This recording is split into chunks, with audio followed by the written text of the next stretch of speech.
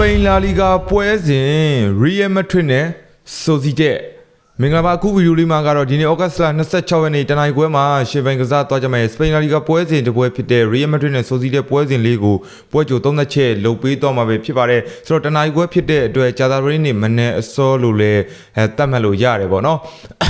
ကဲဆိုတော့ကျွန်တော်တို့ဒီပွဲစဉ်အပါအဝင်ဒီနေ့ညအတွက်ကတော့ကျွန်တော်ပွဲစဉ်3ပွဲရွေးချယ်ပေးခဲ့ပြီးပြီပေါ့နော် EFL ကပွဲစဉ်တစ်ပွဲချန်ပီယံလိပွဲစဉ်တစ်ပွဲနဲ့ဒီစပိန်လာလီဂါပွဲစဉ်တစ်ပွဲစုစုပေါင်း3ပွဲဖြစ်ပါတယ်ညီကိုတို့အနေနဲ့အကြိုက်တူတဲ့ပွဲစဉ်တွေကိုလိုက်ယူပေါ့နော်ဆိုတော့ဒီနေ့ညမှာဆိုလို့ရှိရင်လည်းကျွန်တော်တို့ EFL ကပွဲစဉ်တွေလည်းရှိတယ်ချန်ပီယံလိပွဲစဉ်တွေလည်းရှိတာဖြစ်တဲ့အတွက်ကျန်တဲ့ပွဲစဉ်လေးတွေကိုတော့ကျွန်တော်အနေနဲ့ပုံမှန်တင်ဆက်ပေးနေကြဖြစ်တယ်လို့ပဲကျွန်တော်ရဲ့ Tele Free Channel လေးမှာတပတ်ကောင်းလေးတွေနဲ့မောင်းတော်လေးတွေအဖြစ်ထပ်မံရွေးချယ်တင်ဆက်ပေးသွားမှာပဲဖြစ်ပါတယ်မနေ့ညကဆိုလို့ရှိရင်လည်း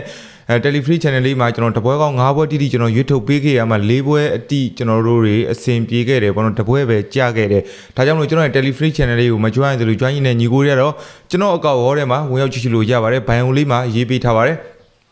ကဲဆိုတော့ Real Madrid ကတော့ကျွန်တော်တို့အဖွင့်ပွဲစဉ်မှာ Espanyol ကို 2-1 ဆိုတဲ့ရက်လက်နဲ့အဝေးကွင်းကတွေအဖွင့်လှခဲ့တယ်ပေါ့နော်ဆိုတော့ဒီပွဲစဉ်ကတော့သူ့ရဲ့အိမ်ကွင်းမှာရှင်မြိုင်ကစားမှာဖြစ်တဲ့ Real Madrid တို့အနေနဲ့မနစ်ကယာတီတုံးကဖလားလက်မဲ့ယာတီဖြစ်ခဲ့ရတာဖြစ်တဲ့အတွက်ဒီနေ့နေရာဒီအပြောင်းရွှေ့မှာဆိုလို့ရှိရင်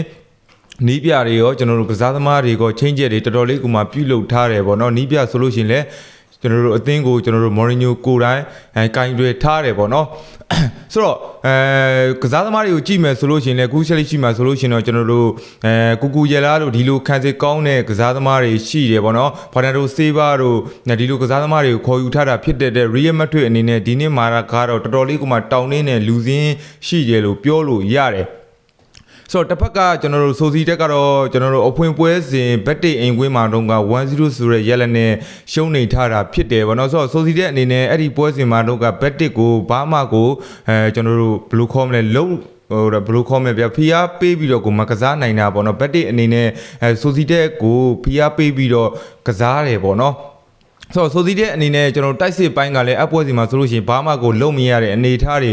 ရှိတယ်ဆိုတော့ဒီနေ့တင်းရဲ့ကျွန်တော်တို့ Real Madrid နဲ့ဆိုစီတဲ့ head to head ထိပ်တိုက်တွေ့ဆုံမှုအရာကိုကြည့်မယ်ဆိုလို့ရှိရင်အပြန်အလှန်သွင်းဂိုးတွေတော်တော်လေးကမှများတယ်ပေါ့နော်ထိပ်တိုက်တွေ့ဆုံမှုနောက်ဆုံး6ချိန်မှာ4ချိန်ကကျွန်တော်2ဂိုးနဲ့အထက်တွေရှိပြီးတော့2ချိန်ကတော့ကျွန်တော်2ဂိုးအထိပဲရှိတယ်ပေါ့နော်ဆိုတော့ပေးထားတဲ့အာရှရဲ့အကြောပေးမှုကိုကြည့်မယ်ဆိုလို့ရှိရင်တော့ Real Madrid ကကျွန်တော်တလုံးကိုအပြေရှုံးဖွင့်လင့်ပေးထားပြီးတော့တိုးတက်ဂိုးကတော့3လုံးကိုတဝက်ရှုံးဆိုပြီးတော့ဖွင့်လင့်ပေးထားတယ်ပေါ့နော်ဆိုတော့စပိန်လာလီဂါပွဲစဉ်တွေကတော့ကျွန်တော်တို့ဘယ်လိုခေါ်မလဲဂိုးပေါင်းအောက်ထာတွေတော်တော်လေးကမှများပြီပေါ့နော်စပိန်လာလီဂါကအီတလီစီးရီပွဲစဉ်တွေလို့တော့ပြောရင်ပြောလို့ရတယ်ပေါ့နော်ဆိုတော့ကျွန်တော်ကတော့ဒီပွဲစဉ်မှာတိုတယ်ဂိုးလေးအများကိုသဘောကျတယ်ဗောနော်စပိန်လာလီဂါပွဲစဉ်တွေကလည်းဂိုးအောက်ထားများနေပြီဆိုတော့ဒီနှစ်သင်းရဲ့ကားရဖောင်ကြည့်မယ်ဆိုလို့ရှိရင်လည်းအပြန်အလှန်သွင်းဂိုးတွေရှိနိုင်မယ်လို့ယူဆထားတာဖြစ်တဲ့အတွက်ကျွန်တော်ကတော့ဒီပွဲစဉ်လေးမှာတော့ဂိုးပေါင်းအပေါ်လေးကိုပဲရွေးချယ်ပေးကြပါတယ်အကြိုက်တူတဲ့ညီကိုတွေကတော့လိုက်ယူပါအကြိုက်မတူတဲ့ညီကိုတွေကတော့ဘက်ကံပါဗီဒီယိုလေးကိုအဆုံးထိချီချူပေးခဲ့ကြတဲ့ညီကိုတယောက်စီတိုင်းကိုကျေးဇူးတင်ကြောင်းပြောကြိုင်းနေပဲဗီဒီယိုလေးကိုဒီမှာရန်နာကြပါတယ်